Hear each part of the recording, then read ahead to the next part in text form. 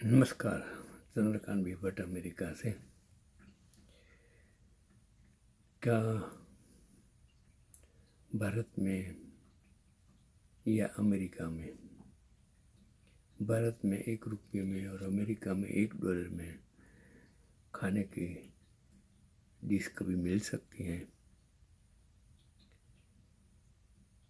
गुरुद्वारा में जाएंगे तो लंगर होए, वहाँ तो एक पैसा भी देना नहीं पड़ता है। और वो जलाराम बाबा, वहाँ भी आपको पैसा नहीं देना पड़ता है। लेकिन दिल्ली जैसी शहर में अगर आपको 1 रुपये में खाना मिलता है तो आपके लिए आश्चर्य है, इम्पॉसिबल है। लेकिन ये पॉसिबल है कि आज भी 1 रुपये की कीमत उन लोगों के लिए बहुत मायने रखती है जो उसे कमाने के लिए दिन रात मेहनत करते हैं। फिर भी देश में ऐसे कई लोग हैं जिन्हें 1 रुपये में भी भरपेट खाना नहीं नसीब होता है। लेकिन दिल्ली में नांगलोई इलाके में रहने वाले प्रवीण गोयल ने यह सुनिश्चित किया है कि ज़रूरतमंदों को कभी भूखे पेट न सोना पड़े। मैं ये सच कहानी आपके लिए सामने लाकर रखता हूँ कि आपको भी मालूम हो कि आप भी कर सकते हैं, किसी को मदद कर सकते हैं, किसी की भूख मिटा सकते हैं, किसी की गरीबाई की मजाक उड़ाने की बजाय आप उसको मदद कर सकते हैं।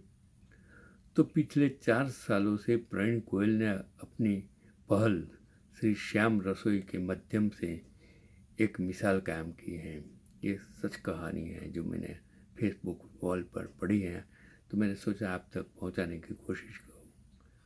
यहाँ मात्र 1 रुपये में रोजाना हजारों लोगों को स्वादिष्ट और पौष्टिक खाना मिलता है। इस रसोई में 2 सब्जियां, दाल, चावल, रोटी और मिठाई परोसी जाती हैं।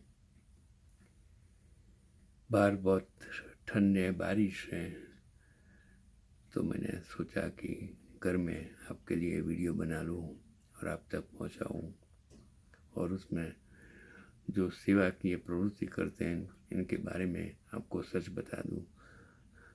अगर आप में वो काम करने की जागृति आ जाए तो शायद ये वीडियो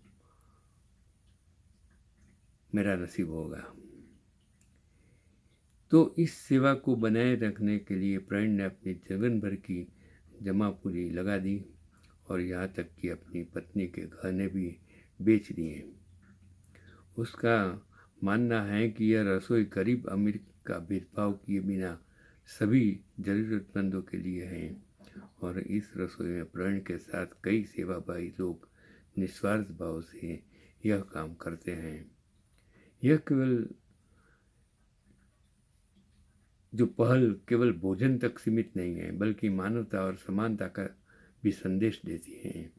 और प्रवीण गोयल जैसे लोग समाज के लिए एक प्रेरणा है, आशीर्वाद हैं। आप भी प्रवीण गोयल बन सकते हैं। हर कोई इंसान नहीं बन सकता है, प्रवीण गोयल नहीं बन सकता है। चलो एक और कहानी में सच कहानी कि एक प्यासा आदमी एक कुएं के पास गया। आजकल जो दुनिया में हो रहा है, तो एक कहानी के माध्यम से मैं आपको बता दूं कि एक आदमी, प्यासा आदमी एक कुएं के पास गया जहाँ एक जवान औरत पानी भर रही थी। उस आदमी ने औरत से थोड़ा पानी पिलाने के लिए कहा। खुशी से उस औरत ने उसे पानी पिलाया। पानी पीने के बाद उस आदमी ने औरत से पूछा कि आप मुझे औरतों की क्रिया चरित्र के बारे में कुछ बता सकती हैं? ये कहानी शायद आपको स्त्री चरित्र के बारे में ज्ञान देगी। ऐसी कहानी मैंने शायद पहले कभी भी नहीं पढ़ी है कि इतने कहने पर वह औरत जोर जोर से चिल्लाने लगी, बचाओ बचाओ। उसकी आवाज़ सुनकर गांव के लोग कुएं की तरफ दौड़ने लगे तो उस आदमी ने कहा कि आप ऐसा क्यों कर रही हैं? तो उस औरत ने कहा ताकि गांव वाले आए और आपको खूब पीटे और इतना पीटे कि आपके होश ठिकाने लग जाए। यह बात सुनकर उस आदमी ने कहा, मुझे माफ़ करें, मैं तो आपको एक भली और इज्जतदार औरत समझ रहा था। तभी उस औरत ने कुएं के पास रखा मटके का सारा पानी अपने शरीर पर डाल दिया और अपने शरीर को पूरी तरह भिगा डाला। इतने देर में गांव वाले भी कुएं के पास पहुंच गए। गांव वालों ने उस औरत से पूछा कि क्या हुआ? औरत ने कहा, मैं कुएं में गिर गई थी, इस भले आदमी ने मुझको बचा लिया। यदि यह आदमी यहाँ नहीं रहता तो आज मेरी जान चली जाती। गांव वालों ने उस आदमी की बहुत तारीफ की और उसको कंधों पर उठा लिया, उसका खूब आदर सत्कार किया और उसको इनाम भी दिया। जब गांव वाले चले गए तो औरत ने उस आदमी से कहा कि अब समझ में आया औरतों का त्रिया चरित्र क्या है। अगर औरत को आप दुख देंगे और उसे परेशान करेंगे तो वह आपका सब सुख चैन छीन लेगी, और अगर आप उसे खुश रखेंगे तो वह आपको मौत के मुंह से भी निकाल लेगी। ये कहानी जो मैंने पढ़ी उससे आप स्त्री के दो पहलू आप समझ जाएंगे। तो एक और भी एक बहुत ही रोचक पाठ है कि एक दिन एक फूल नाई के पास बाल कटवाने गया और बाल काटने के बाद उन्होंने अपने बिल के बारे के पूछा तो नाई ने जवाब दिया कि मैं आपसे पैसे नहीं लूँगा, मैं इस सप्ताह के लिए समाज सेवा कर रहा हूँ। मतलब मैं बात करता हूँ फूल वाले की कि फूल वाला नाई के पास जाता है तो फूल वाला खुश हुआ और दुकान छोड़कर चला गया। जब नाई अगली सुबह अपनी दुकान खोलने गया तो दरवाजे पर एक धन्यवाद कार्ड और एक दर्जन गुलाब के फूल उसका इंतज़ार कर रहे थे। बाद में एक अंसारी बाल काटने आता है और जब उसने अपना बिल चुकाने की कोशिश की तो नाई ने फिर से उत्तर दिया, मैं आपसे पैसे नहीं लूँगा, मैं इस सप्ताह समाज सेवा कर रहा हूँ। तो पंसारी खुश होकर दुकान से चला गया। अगली सुबह जब नाई दरवाज़ा खोलने गया तो दरवाजे पर एक धन्यवाद कार्ड और ताज़ी सब्जियां का एक थैला उसका इंतज़ार कर रहा था। मतलब शाक भाजी बेचने वाला की ये बात कहानी है।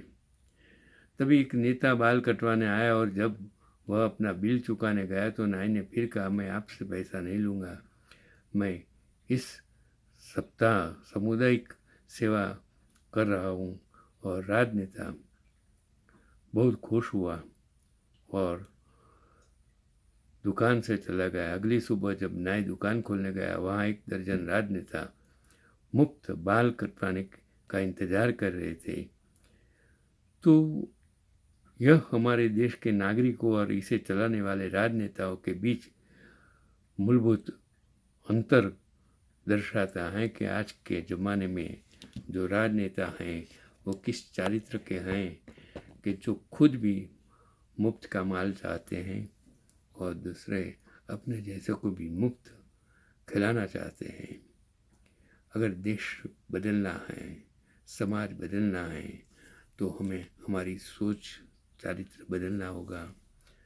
आज का जो ये वीडियो का 3 भाग अलग अलग आपके सामने मैंने रखा है, अगर अच्छा लगता है तो आगे भेजने की कोशिश कीजिए।